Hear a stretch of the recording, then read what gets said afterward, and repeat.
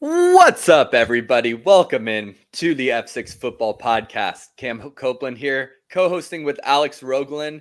And guys, we are well underway this football season. We are going into week 5. It is now October. We are now discovering things that we didn't know, and the facts that we've convinced ourselves were true over the summer are fading away. And I'm really excited now that we know so much more about these teams. Alex, how are you doing today? I'm doing well, Cam. Thank you. Doing well, man. Can we count this as a quarter of the way through the season? It was so clean when we had 16 games. Now there's 17. Or do we have to wait till like the first quarter is over or something for us to be able to count it? I don't know. I'm not complaining about an extra football game each year, but yeah, we can go ahead and count it. Week 18, half the teams don't play their starters anyway. Yeah, that's true. Yeah. That's true. Well, at least the good teams, right?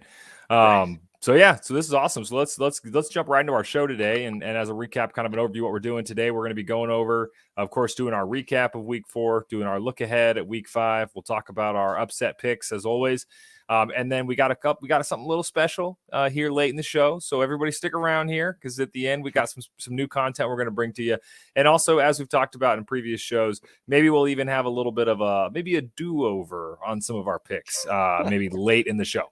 So that's not cheating at all. Yeah, exactly. So let's jump right into it as our overview, I guess our recap rather, of week 4. So Cam, you want to kick us off by talking about your upset pick and how that went? All right, I'll kick us off, but not with my upset pick because I have to talk about this first of all. The Commanders game against the Eagles. All right, that game, that was something else. And a lot of Commanders fans are upset because of the outcome.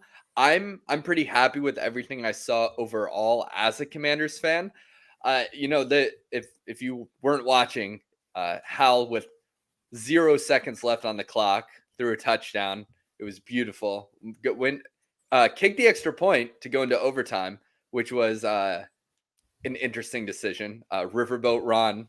That title doesn't really hold up. Not so riverboating right Not there, riverboaty. huh? No.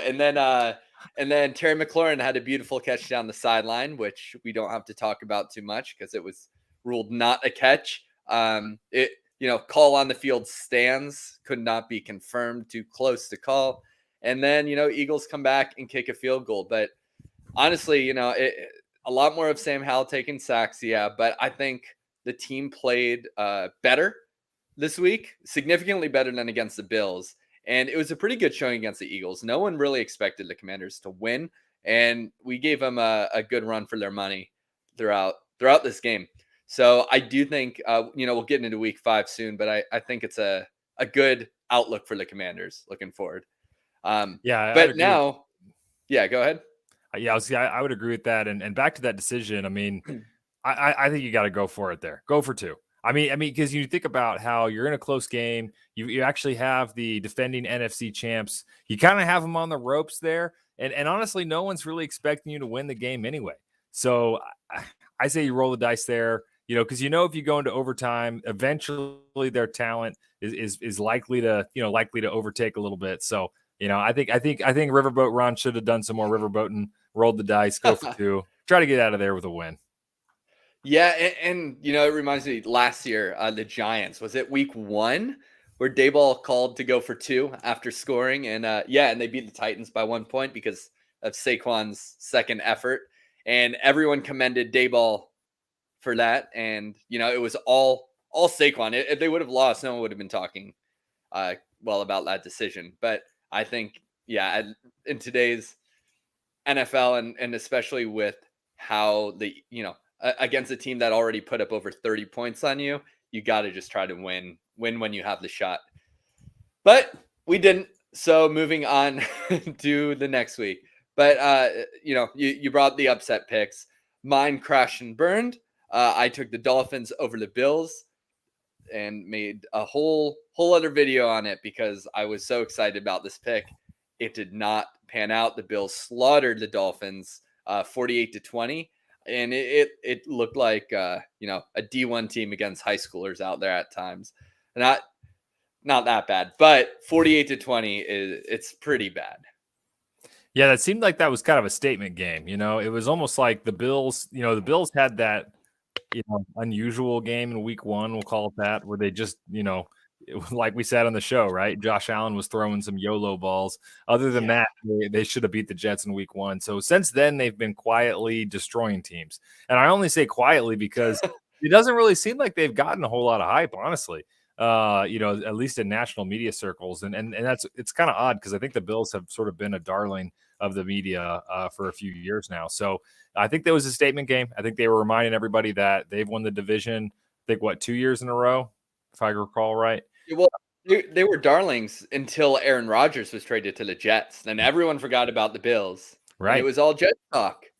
Right. And then the Dolphins decide to just go out and score 70 points. I can see how that would kind of take the attention away from the Bills. So, but either way, the Bills are who we thought they were. They're really good. They're one of the best teams in the NFL, and I think they were reminding people of that. Yeah, easily one of the best teams, and they proved it this week. All right, Alex, how about your upset pick? My upset pick did pull through, and looking back at it, I don't even know why. I think if they could redo the line, Vegas would have changed it. Because as a reminder, I picked Seattle over the Giants, which that line, which was was favoring the Giants, who of course were at home by, I think it was 2.5 or 3. I don't remember what it was, but either way, looking back at that game, I mean that should have been even worse. The Giants are terrible. I mean they really are, and I don't Really know bad. how.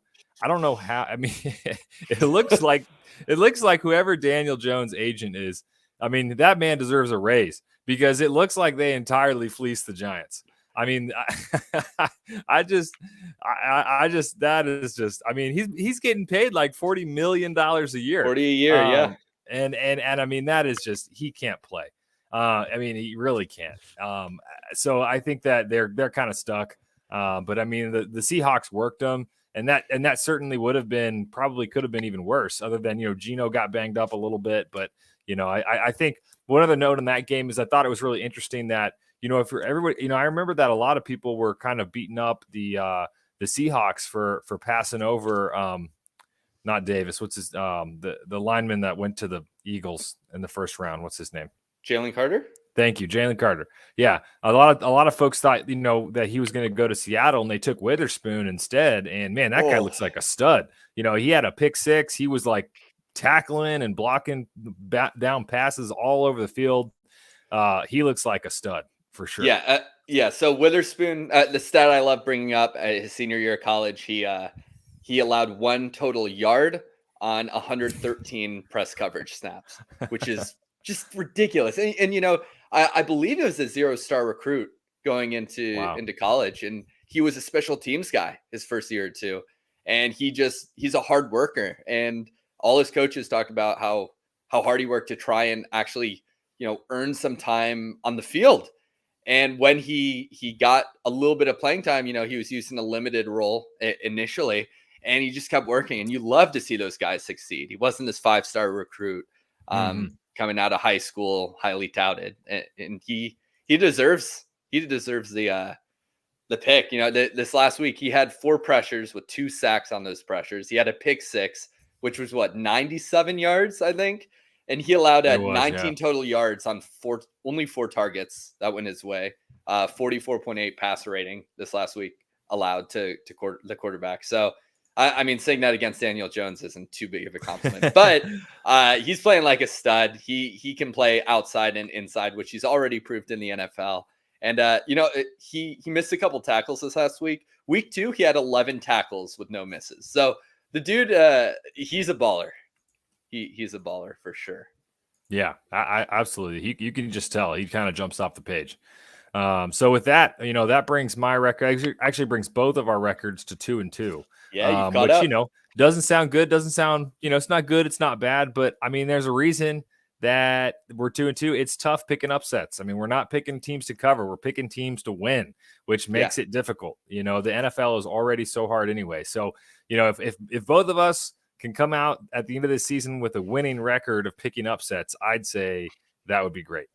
So there we go. Definitely. A couple other thoughts. I think the Chiefs had an odd game, obviously against the Jets. I mean, that was just an odd game from Patrick Mahomes. He had a couple throws where it almost looked like instead of trusting his arm, he was trying to kind of like pinpoint it in between some bracketed coverage. He was trying to like loft the balls over the lower defensive back. Oh, that one pass to the right boundary was terrible. And that was so head scratching for Mahomes, because I mean it was almost like he and Zach Wilson switched bodies, because Zach Wilson did actually have some. I mean, he threw some dimes. A couple of those drives, he had some beautiful back shoulder throws to Conklin, and I mean, I was pretty impressed with how he played. So I'm not concerned at all as a Chiefs fan, of course, because great teams find ways to win ugly games. They're not, the Chiefs, of course, can boat race people, but that's not how it's going to be every week. And they're still getting their receiver core together, which I know you and I have talked at length about. And they're still figuring out what that looks like. And so we're not concerned about the Chiefs. I'm glad they got out of there with a W, but they'll certainly have to play better, against some better competition as the year goes on. And you saw what Mahomes said to Zach Wilson after the game. Not sure if you saw that clip. He said that he gave him a hug. Yeah, said he played like great, and he said keep playing like that all year. You've got the talent. Yeah. Now go out and play ball or something like that. It was great to see, because Zach Wilson, everyone's rooting for him. It seems everyone wants him to succeed after bashing him in the media for several years. Yeah. Now, I mean, he came out, and after several NFL games, it was all negative press, and he didn't help himself by a couple comments he said here and there, like, "Oh, did you hurt your defense or something like that?" He's like, "No, not my fault." It's like, all right, well, you're 22 years old. Well, you got some growing up to do. So hopefully he can keep playing like that. And we'll definitely talk about Zach Wilson and the Jets more as we head into week 5. Any other exciting games from this last week you want to talk about? No, I don't. I think those were kind of the main games that came to mind. Obviously, some other things are just still constants, as you mentioned. 49ers are really good. They're going to be good for a while. Of course, the Bengals are still struggling. The Bears are really bad. I mean, most. All right. Well, your dumpster fire game of last week, the Bears Broncos, that was actually a very exciting game. Well, I didn't watch it, but I did see that the Bears were up 27 or 28-7. That's right, and then they lost anyway. Which that's rough. That's rough. Yeah, Well, they might get the first pick in this upcoming draft again. In which case, Justin Fields to Atlanta. Anyone? Maybe. We'll see. Yeah, Ritter can't play, so yeah, that would be. I think he'd work well in that system. Vikings barely beat out the Panthers. I mean, they won. If you watch the game, it was a bit more handily, but one score game against the Panthers, and the Panthers might honestly be the worst team right now. I'm not sure. Did the Panthers play the Bears at any point this season? I don't. Oh, November 9th. Tune in. There you go. November 9th for prime time. Yeah, prime time. Well, maybe not. No, Panthers are not. I mean, the Bears own both their draft picks, right? They have the Panthers. Yeah, you're right. They do. Yeah. So the Bears are in a true win-win there. Whether they win or lose, one of those picks will get better. Exactly. All right, man. Well, let's head into week 5. Do you want to start with your upset pick this week? I think I went first last week. Sure. Yeah, I'll go first tonight. So, I just maybe tipped it off a little bit when I said that Desmond Ritter is not very good. So I am going to be going against Atlanta. I'm going to be taking Houston Texans, which I never thought that I would pick. I'm picking the Houston Texans to win against Atlanta. Right now, that's a 2.5 point line favoring the Falcons. My thought process there is, man, the Texans, CJ Stroud, he's been playing great football. Really looks comfortable. Really looks like he's seeing the field well. Almost looks like a veteran at times in the game. And I just think that Arthur Smith's offense it's just terrible. I mean, it's terrible in a sense that he's not incorporating any weapons. Like, why even have Pitts on the team? They don't even throw the ball near him ever. You got Drake London, who's just out there collecting dust somewhere outside on the edges. Cardio. It's just like, and then it's like even Bijan, it's like, he's getting some carries and stuff, but I don't know. It's just, it just looks like the entire offense is like, hey, let's just throw, post routes and go routes to what is it? Not Jonnu Smith. What's his name? Yeah.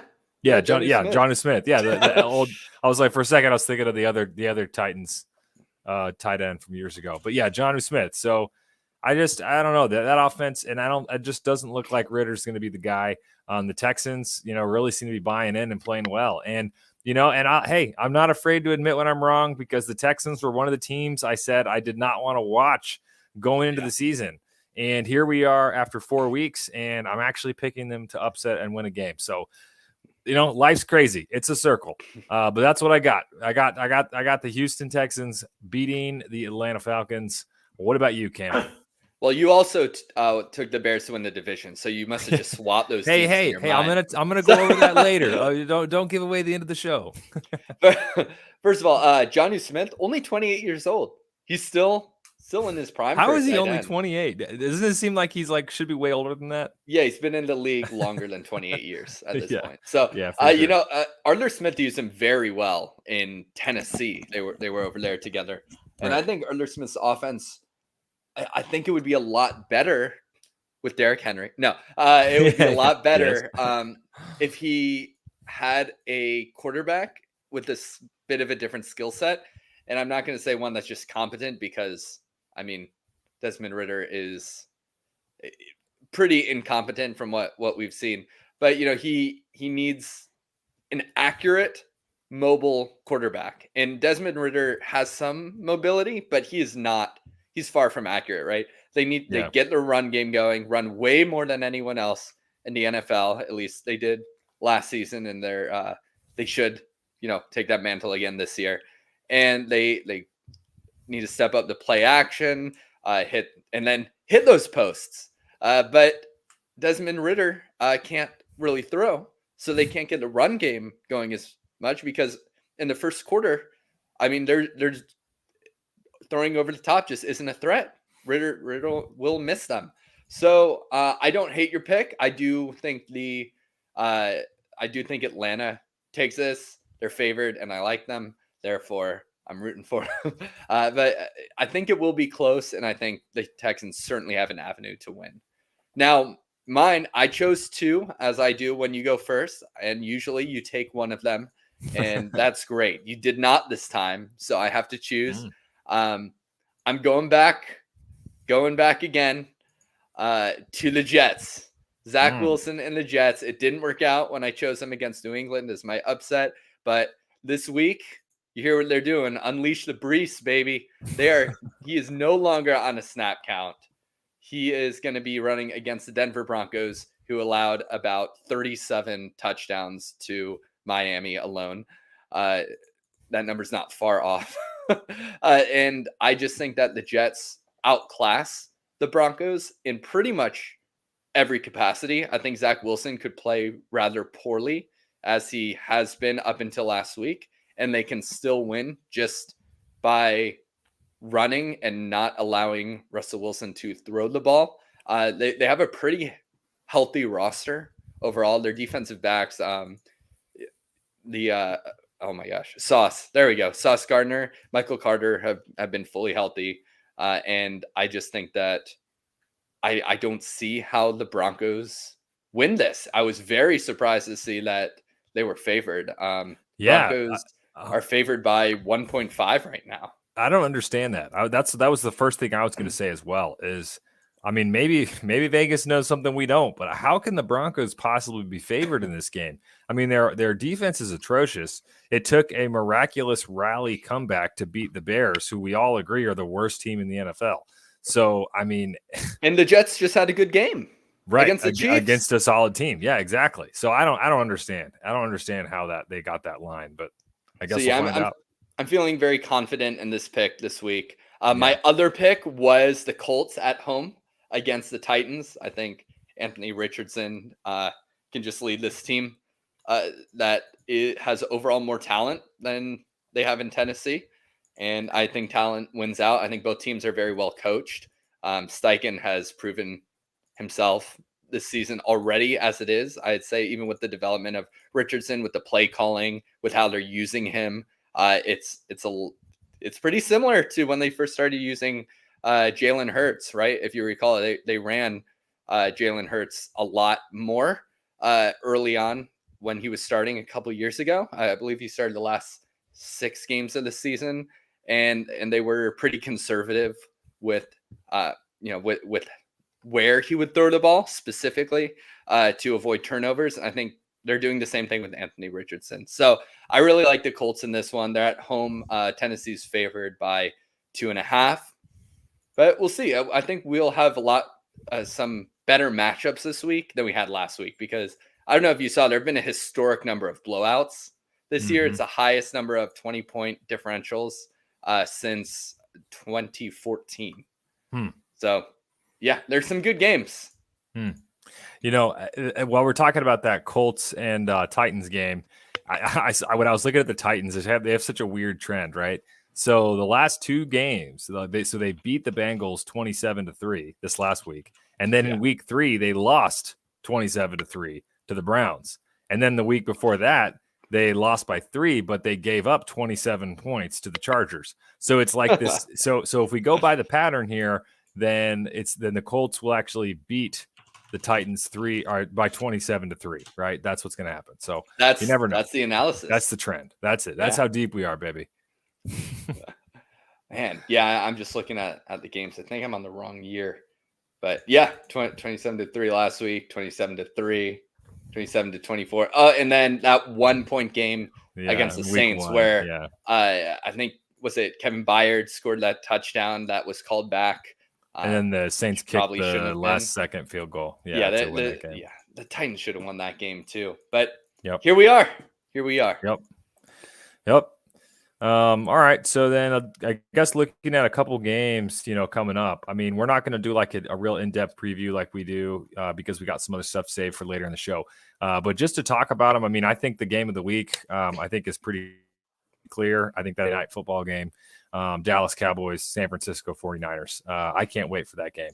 I don't like watching the Cowboys. It's annoying that they're on all the time, but I do want to see that game against the 49ers. The fact that Brock Purdy has still yet to lose a regular season game, or really any game he started that he wasn't injured, because he's only been injured in 1 game and they lost. Every other game they've won.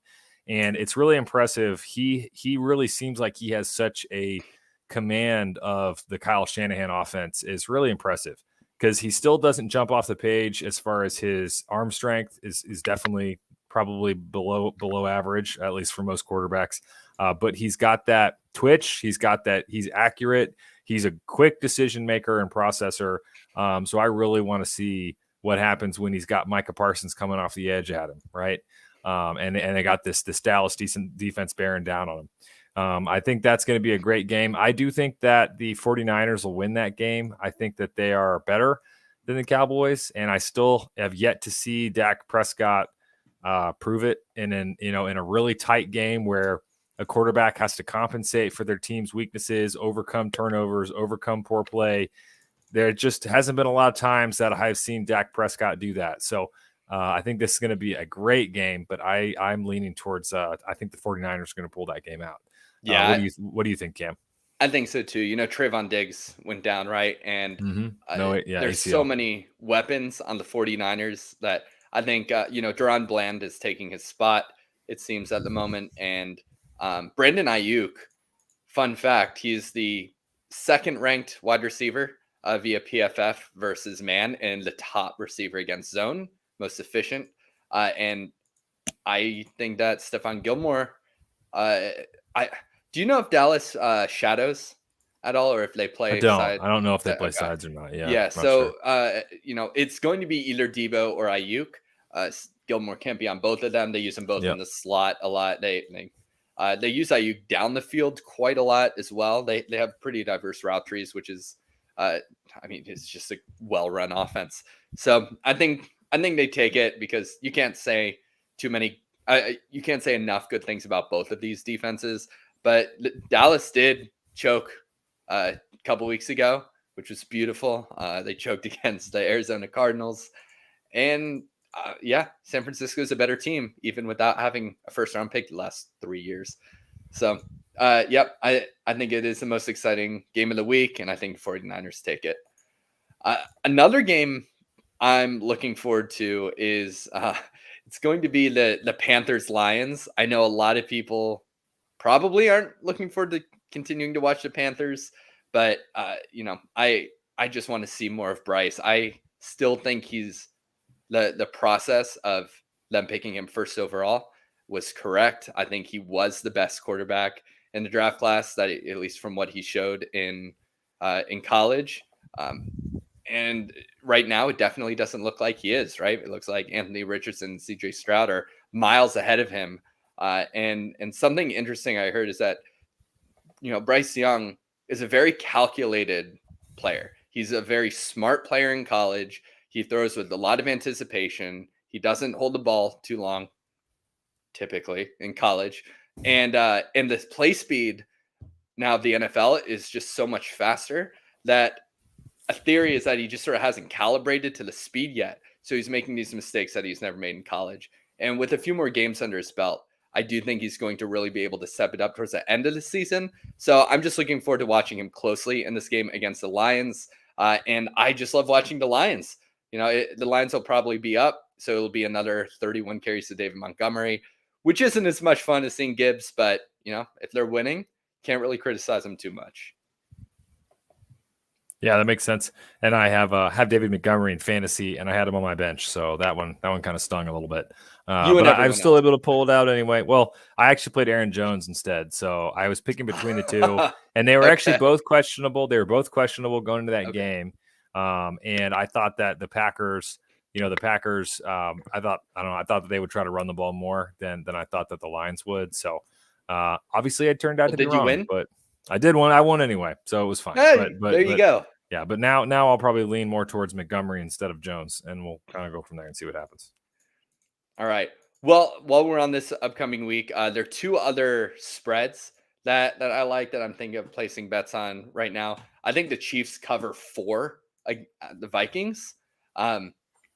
It seems odd that there's only 4-point spread to me after everything that's happened with the Vikings this season. So I think the Chiefs have a rebound game after a worse game last week. Mahomes recalibrates and just torches the Vikings this week. And then the other one is the Ravens to cover 4 against Pittsburgh. Pittsburgh is looking worse and worse each and every week. It's getting a little hard to watch. And then the Ravens are really looking better each and every week. It seems this offense is starting to move. So I think that the Ravens end up covering 4 there. Any thoughts on those two games? No, I like that. Yeah, I think that makes sense. I definitely be back to the Chiefs real quick. I think that, I do think the Chiefs will cover and they should win. Certainly should. I do think they'll have a bounce back offensive game. I think they're still trying to kind of figure out the receiver room. I know they really want Rashee Rice to take that next step. But he had another drop, at least to the eye test, looked like he had another drop in that Monday night game, and he still doesn't seem like he's getting a lot of separation, and so the only time they feel like they've really been able to get him involved is when he's just been like wide open on some sort of design, right, or something like that. So I'm definitely looking for him to be more involved. It just doesn't look like they just don't seem that. Mahomes seems pretty hesitant to throw towards Kadarius Toney, MVS, or Sky Moore. And for whatever reason, I don't know if he just doesn't trust those guys to make plays. They're not getting the separation they need, but it just doesn't seem like he's really going towards those guys. So the Chiefs still really need somebody other than Kelce to be able to step up on third down and be a reliable and consistent target for Mahomes if they're going to make a run. I think they want that to be Rashee Rice, but he's got to step up even more than he has. Yeah. So Rashee Rice, this is kind of crazy. He against man coverage, he's been targeted 5 times. He has 0 receptions and 1 drop. Against zone, he's been targeted 11 times and has 11 receptions. So he's getting open in zone. He's finding it underneath, and Mahomes is finding him, and he has not been dropping it. But you're right, he hasn't been able to separate. I'm just looking at the numbers here. Yep. You've been looking at the player, and they're telling the same story. And sometimes it's as easy as that. So hopefully he can use his very I'm going to say elite athleticism.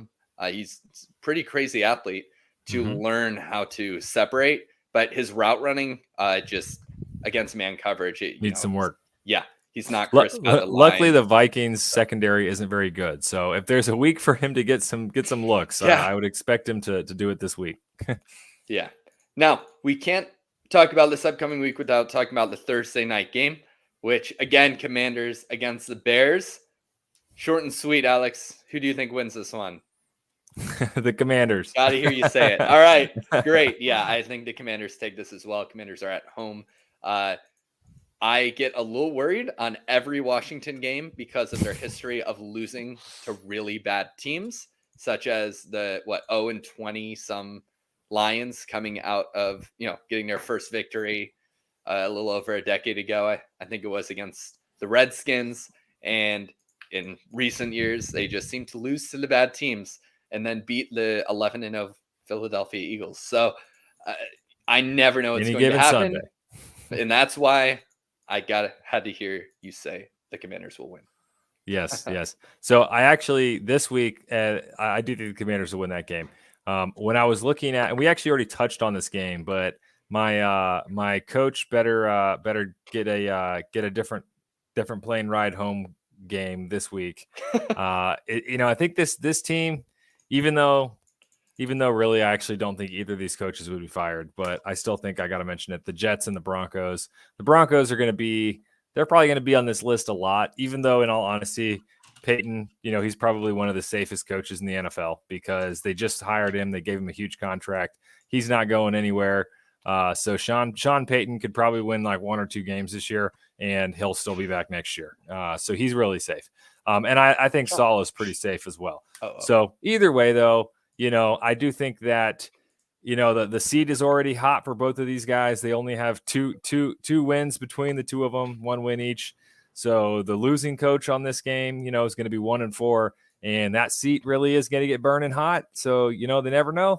There might not be a place for him on the plane on the way home. So last week, I looked at the odds for NFL coaches to be fired, which one's going to be fired first. And the odds as of last week, Josh McDaniels for the Raiders was number 1, and Brandon Staley was number 2. Right now, I'm seeing Matt Eberflus at plus 115. So Vegas is thinking that he is not long for the league. I've heard quite a few people say they think the GM and Eberflus will sort of unite and get rid of everyone else and say, oh, it was these guys' fault. Let's bring in new people. Not sure that's the best idea, but we don't know what's going to happen. But yeah, if they lose this game in a horrible fashion, like many predict they will, the line is 6 to the Commanders at home. So Eberflus might not be long for this team. Yep. And then my dumpster fire game, which, to clarify the differences between them, obviously the one game is about the coaches that I think are hottest seats and most likely to be potentially fired afterwards. My dumpster fire game is, like Cam said, hey, I was wrong this last week. It turned out to be a decent game, but this is the game I won't be watching. So the game I have for this week for Alex's dumpster fire game of the week is going to be the Cincinnati Bengals and the Arizona Cardinals. Even though I do think that the Bengals are obviously still a good team, and I think the Cardinals have been overachieving. I think they were one of the teams that we all picked, at least I picked, to be really bad. Turns out they're pretty feisty. They've been in every game, at least for the first half, right? But I don't really want to watch this game. The Bengals are a tough watch right now. They're Burrow can't move. He's getting destroyed. The offensive line's not blocking. They have no run game whatsoever. The defense hasn't even been playing that well. So, I don't know. I think that it actually wouldn't entirely shock me if somehow the Cardinals keep this thing close enough to sneak away with some sort of field goal and take it. Or you never know, or the Bengals will snap out of it and destroy the Cardinals. But either way, I won't be watching it. What about you, Cam? You going to be watching that game? I watch every game, man. But yeah, can you imagine saying this before the season? Oh, yeah, dumpster fire, Bengals, Cardinals will probably take this one. I mean, it would be blasphemy. No one talks about the media's Joe Burrow like that. But that's right. But yeah, I think you chose the right game. I was looking at the schedule, trying to pick your game. I thought you were going to go Saints Patriots because that'll probably be a low scoring affair. No. Honestly, I should probably just look at what the over unders are, find the lowest, and then and choose that as your game. But so far that would be the Baltimore Ravens Pittsburgh Steelers. But I think that could actually be a fun game to watch. All right, what games have we not touched on? Jaguars Bills. That one's in London. Jaguars are they spent the week in London, so they have that home field advantage. That's right. Are they classifying this as a Bills game? They're classifying this as Bills being at home, which is so my only question for you on this one, Cam, is how many years? Let's give me an over under of 3.5 years before it is the London Jaguars. Are you going to take the over or the under? I'm taking the over. The over. I'm not buying into it. I'm not. I know everyone else seems to really like the idea of it, but logistically, it doesn't make any sense to me. I did hear that the Jaguars built a facility. Is that right? That they built a facility over there? I thought I had read something about that. Their owner, Shad Khan, I think's his name. I think I saw that he built a facility or something for them. But it makes sense. They literally play a game there every year, and obviously now 2 games in a row this year. So interesting. But yeah, I think the Bills will probably boat race the Jags. Yeah, I don't say anything about them having a facility in London, but it wouldn't. Maybe it was a rumor. Maybe I heard it on the NFL rumor mill. Saints Patriots. Ramondre Stevenson will have a bad fantasy day once again, as he has been. Alvin Kamara will hopefully get 13 more receptions or targets. I think receptions. I think he had 13 last week. Yeah, so it should be a low scoring game. Any thoughts on that game specifically, Alex? No, I think I think it's a matter of time before the Mac Jones era is over in New England, before it ever really began. He was benched last week. Right, I know. And then Bailey Zappi looked pretty much just as bad. So I think the Patriots offense is a mess. And it's just one of those things where in all professions, sometimes when someone has been really successful at something for a long time, when they get near the end of their career, generally they sometimes get even more stubborn, which sounds kind of weird, right? Like they're more like kind of set in their ways, right?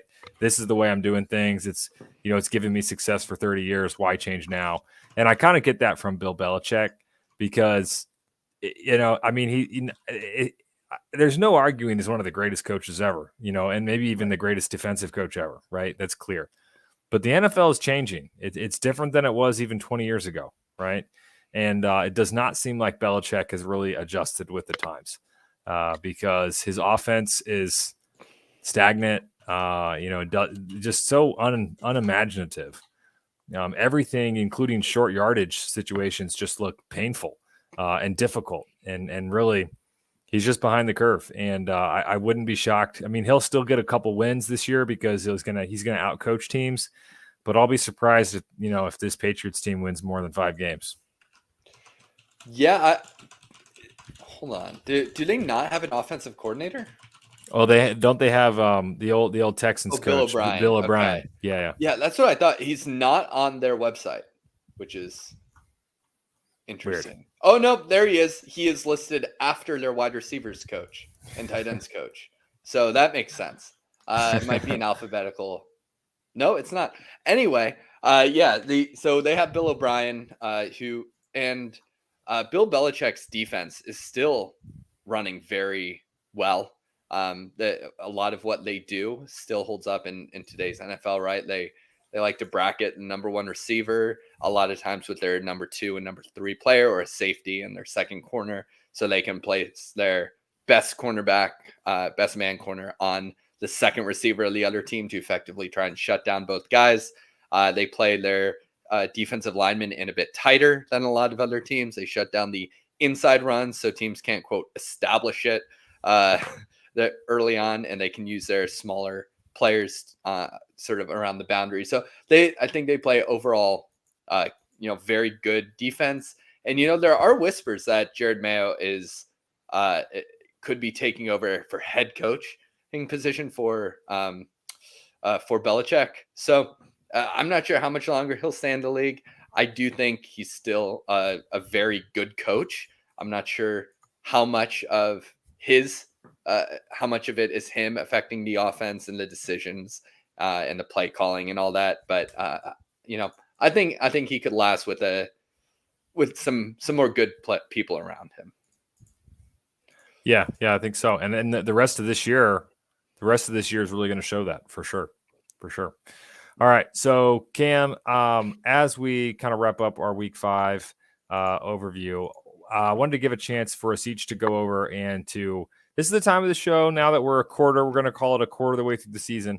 It's an opportunity for us each to talk about one of our division winners that we feel really good about. And then one of them that we got to beg for forgiveness from the audience for taking. So I'll go first because this keeps coming up. And so I'll get it out of the way now, everybody. Obviously, I took a swing on the Bears. I thought about, I thought about potentially a team going from worst to first. It sometimes, usually there's a team every year that surprises everybody. So I thought, why not? Maybe this will be the year Justin Fields takes a step forward, and maybe the Bears can just be competent enough around him. And then the rest of the division, I wasn't entirely sold on the Lions. I obviously thought I thought both the Vikings and Packers would take steps back. So that's why I took a swing on the Bears, and I was obviously very wrong. So that was my worst pick for division winner. I gotta say sorry for that one, and wear that one on my face. The one that then I'm kind of on the other side, picking one that I feel really good about. There was probably two that have really 3 of them, but I can't give myself too much credit for these because they're pretty easy. I mean, I picked the 49ers, the Eagles, and the Chiefs. All 3 of those I would say are easy, and so I'm not going to give myself credit for that. I'm going to say the one that I do feel good about that was maybe a little bit more controversial is I did take the Ravens. I took the Ravens to win the AFC North. So, that one, they're still kind of rounding into form, but with the struggles that the Bengals have had, some of the injuries on the Browns, and then just the regression of Kenny Pickett, if that's the best way to put it. I think that this is pretty soon, and I wouldn't be shocked next 5 to 6 weeks, the Ravens are starting to run away with the AFC North. So that's the one I feel good about. I'll give myself a pat on the back. What about you, Cam? What do you got to ask for forgiveness, and where do you got to give yourself a pat on the back? Minnesota Vikings. What is going on? So I took the Vikings, right, to be my to win the division over the Lions, the Bears, and the Packers. I was in our second episode when we were talking about players to watch. I talked about their cornerback group and how I thought it was going to be better this year. Not great, but better because of Andrew Booth Jr. stepping into starting role. Turned out he was beat out in camp by a Caleb Evans, and they had Byron Murphy. They brought in on the other side, and I thought this offense was going to be extremely high powered. And Kirk Cousins is throwing well, and Justin Jefferson is being Justin Jefferson. And aside from that, they are just kind of losing games, not against the Panthers, but against everyone else. So forgiveness, please. And I would change my pick to the Lions on this one if I could, because they are great and fun to watch each and every week. And then again, as you said, I had the Chiefs, 49ers, and Eagles as well. But a couple picks that I've been very, very high on. I've talked about them most episodes: the Miami Dolphins and the Atlanta Falcons. Can't feel too good about the Dolphins after this last week, but I do think that these picks could still turn out in my favor. Neither of them were projected to win their respective divisions, but Miami's looked a lot better overall this season than most people anticipated. And the Falcons started 2-0, and I think they will take. They have a very easy strength of schedule throughout the rest of the season. I'm not as afraid of the Saints as I am of the Buccaneers, which I thought the Buccaneers were going to have a top 3 pick in this next draft. So little egg on my face there. But I'm feeling pretty good about most of my picks. But that Vikings one is just a flat out miss. And there you go, everybody. And the one that the one that both Cam and I want back is the same division. So I would agree as well. I would take the Lions now if I could redo that one. So there you go. We got that out of the way, everybody. Now I know we'll still have to wear those the rest of the year because those were our picks. But Yep. you've heard it. We asked for forgiveness. Now it's time to move on, baby. So with that in mind, Cam, why don't you tell us about this additional section and kind of the special surprise we have for our audience tonight? All right, guys. So we hinted at it last week, but October 1st is when I always really start getting into this upcoming draft season. I start going over all of the college games that started early September. I go through all the top prospects for my summer scouting, the guys I had listed from last year. I listen to as many draft podcasts as humanly possible to sort of get a perspective on who's rising, who's falling. I get my lists together, and then I start going through the film.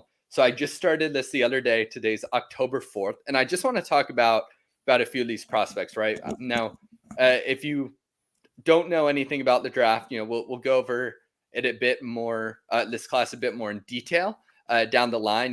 Most football fans at this point have heard of Caleb Williams, Drake May, and Marvin Harrison Jr. and all these words, these players where the media loves to give them the label of generational talent. It does seem like it's going to be a very good class, but for today, I just want to point out three guys who are on the rise. There are a few guys I have towards the top of my rankings who are, I'd say, are falling. But at this point in the season, I don't like to point out the quote fallers because every good player has down games, and we have a long season ahead. So I'm going to talk about three guys who are risers, and then hit on a few of these receivers because I've had the chance to go over some of the top of the receiving class over the last few days. So three guys. One of them is a wide receiver. I had not watched him before this year. Xavier Legette. Xavier Legette is 6'3". He is 227 pounds, plays for South Carolina, and he reminds me a lot of AJ Brown. Now, I'm not going to give him the pro AJ Brown comp just yet. He has a very shallow route tree. He's a redshirt senior, but he is playing like a potential first-round pick right now. 6'3", 227, and he hit 22.3 miles per hour on the slant he took to the house, which is absurd. So his combination of just size, speed, in his almost DK Metcalf type build, I think are going to, draw the attention of a lot of NFL teams. He was listed as sort of a back end, he wasn't really on a lot of people's radars going into the season, but he's made a huge splash so far. All right, number two, second guy I want to go over. Now, this guy was on people's radar, Laiatu Latu, defensive end, and for UCLA. And he has an interesting story because he actually medically retired from football going into 2021 for a catastrophic neck injury. Wasn't cleared to play, retired. And then he came back last season and had a very, very good year. And this season, he's jumped up on a lot of people's rankings to the number one edge prospect in the class. He could be a top 5 pick at this point because he's had 18 pressures on only 69 pass rush snaps. So he's getting to the quarterback on every 3.8 snaps, which is ridiculous. He has shorter arms. He's not that prototypical, 33 to 35 inch long arm defensive end prospect you want to see. But his movement skills at 260 are just pretty wild. So definitely have him on your top 10 radar as we progress in the season. And then the third guy I want to go over is Patrick Paul. He is he's a left tackle for Houston.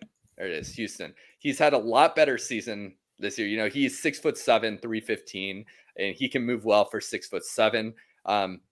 He is through 5 games. He's only allowed 1 pressure with no sacks, no quarterback hits.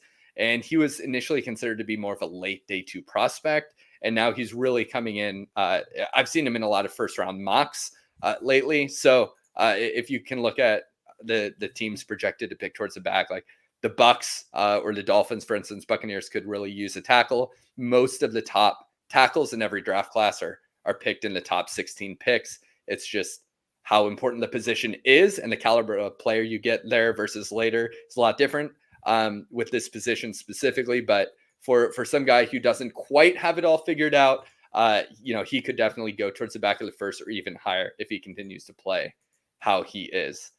Now, Alex, do you know anything about these prospects I've been talking about, or have you not gotten into the draft much yet? I didn't know much about them, so this is all new, but also helpful for me as I do watch the. I would say my college football. I mostly watch the big games. I'll watch like the main network games on Saturday. So usually the big noon game. I'll watch like the 3:30, usually ABC game, and then there's always, of course, usually a good game on at night. So I watch most of the top matchups. So Nice. so some of these teams haven't been on a whole lot, but I'll be paying attention to them for sure. All right, and you want to give a real quick Marvin Harrison Jr. scouting report right now? Oh yeah, you know it. Marvin Harrison Jr. is really good, and I'd like him to be on the Chiefs. Oh, that would be something else. All right, now as I said, I've started watching the top receivers over the last few days. Some of the names you'll hear, I'm just going to go down the list real quick. Malik Neighbors, projected first-round pick, and Emeka Egbuka. He is also on the same team as Marvin Harrison Jr. He is projected first-round pick as well. And then Romo Dunze, he'll probably go in the first round as well. This is a very good wide receiver class. At this point in scouting last year, I did not have this many names in the first. A lot of people are talking about Keon Coleman and Xavier Worthy as well. And Xavier Worthy, I just got to today. He's 170-ish pounds, 6 feet tall. And he is just filled with talent. And he has some reps that are just astonishing. And then he'll have about 20 reps where it's like, what are you doing, man? He's just running. He's staying upright. He's not dropping his hips. He can theoretically, supposedly run a sub 4.340, and it looks like he's jogging half his reps. And then he'll just bust out perfect footwork and just beat, double coverage. And it's like, where did that come from? So I think if he can improve throughout the season and with some better coaching, because he plays at Texas, and not sure how much I trust their wide receiver coaches. They are a run first team. They had Bijan Robinson and Roschon Johnson. And this year, just casually watching their games, it seems like they keep running just as much. Their running backs look very good once again. And these guys, Xavier Worthy seems to be a little bit wasted. I think he could really thrive like Jameson Williams did a couple of years ago in a vertical passing offense. But so those are some of the guys to keep your eye on as you continue the season. Later on in this podcast, in a month or so, we're going to go over a couple more positions more in depth. And then towards the end of the college season, I'll give the first iteration of this podcast's big board once Alex and I have consulted a bit as well. So I'm really looking forward to that. And before I get off of this topic, I want to give 2 shout outs real quick. Chris Lewis, he's a redshirt sophomore. And if you want to watch some fun football, just YouTube Chris Lewis highlights. It's insane. It seems like he's played his way onto an NFL team as a red zone threat, if nothing else. He has like diving, jumping, reverse one-handed catches over guy. It's ridiculous. So definitely Google him if you're bored and want to have some fun. And I want to shout out Jalen McMillan as well. I did a report on him last year. I thought he was about a 4th, 5th round type of player, and he looks way better this season. I haven't watched him too closely, but while going over Romo Dunze at Washington on the same team, he was really sticking out as having constant big plays, which is also, shout out Michael Penix Jr., who seems to be having 400-yard performances every week. So I'm really looking forward to this class. I thought the 2023 class was a lot better than a lot of other people, but this class really seems to be something special. So that's your little introduction to the class, and I'll definitely come back with some of the other position groups really soon. Well, there you have it, ladies and gentlemen.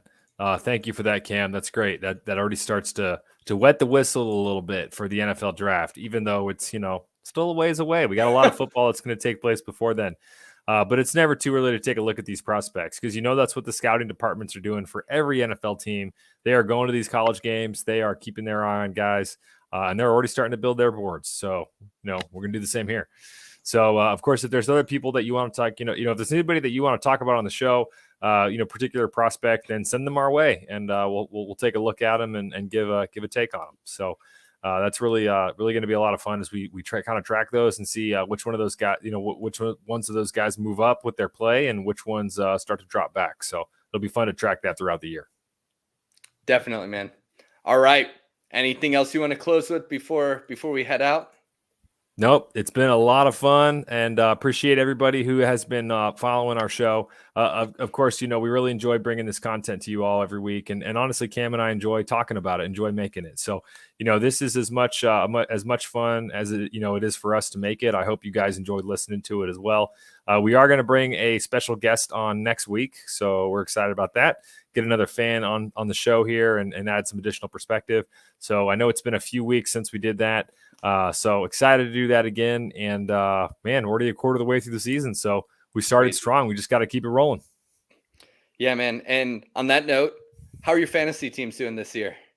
I'm 3-1, so I'm hanging in there on my main team. Yeah, my main team. So I went really heavy on running backs, but McCaffrey's been carrying my team. So my quarterbacks are terrible, but as long as I have Christian McCaffrey, I think I'll be all right. Yeah, I think so. A lot of 2 and 2s over here. A couple 3-1s, couple 1 and 3s, but mostly pretty even. And that's what happens when you have Miles Sanders on every team you've drafted. So pretty average, but things are looking up. We'll see how they go the rest of the season. Nice. All right, man. Well, with that, everybody, make sure you like our show. Yep. Make sure everybody that you will tell them what to do, Cam. We're both about to talk at the same time. Yeah, we could tell them at the same time. Make sure you like, comment, subscribe if you want to go over any other prospects or just talk about anything in general, or even be on the show. Feel free to drop a comment or even send us an email. We will definitely respond and hopefully talk to you and get you on the show. So with that, you can find us on Apple Podcasts. You can find us on Spotify. If you're watching here on YouTube, welcome, and we will see you next week. Peace.